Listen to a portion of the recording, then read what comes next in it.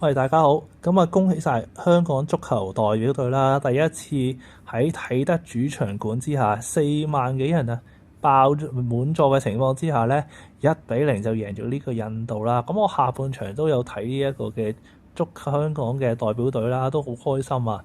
咁啊喺91分鐘啦，咁呢一個嘅米高啊，就喺禁區入邊接應長傳啦，就俾呢一個嘅印度嘅門將啊，就去撲跌咗啦，得到一個12碼啦。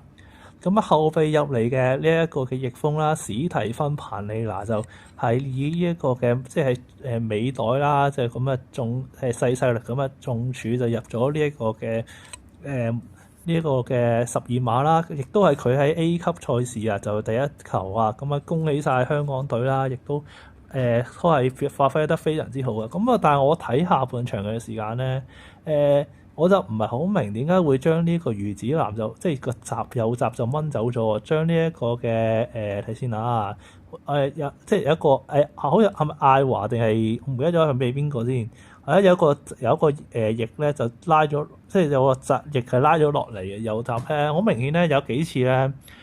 當呢個印度隊就進攻嘅時間咧，咁嗰位嘅即係當魚子藍替換咗之後，嗰個替代嘅球員咧就好似個失位都幾嚴重啊！就係好彩就印度隊係轉化唔到一球嘅啫，如果唔係都覺得幾大機會會入到呢個波嘅。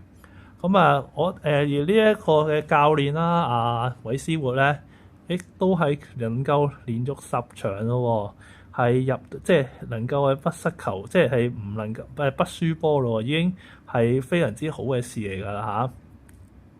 咁就亦都係即係今次就係第一次喺香港嘅足球代表隊啦，喺啟德嘅主場館咧就出戰呢一個嘅2027年嘅亞洲杯外圍賽 C 組啊。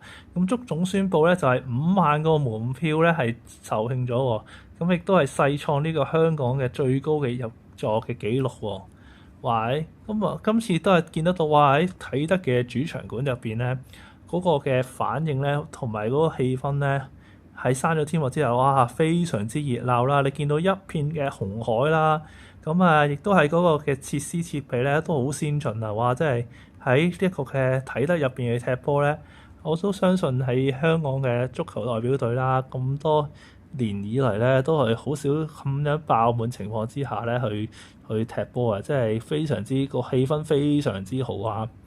希望繼續可以香港嘅代表隊啦，能夠亦都入到波或者更好嘅表現啦嚇。咁就今次唔知大家點樣睇啦。希望大家能夠繼續去多多支持香港嘅足球嘅代表啦，同埋文化啦。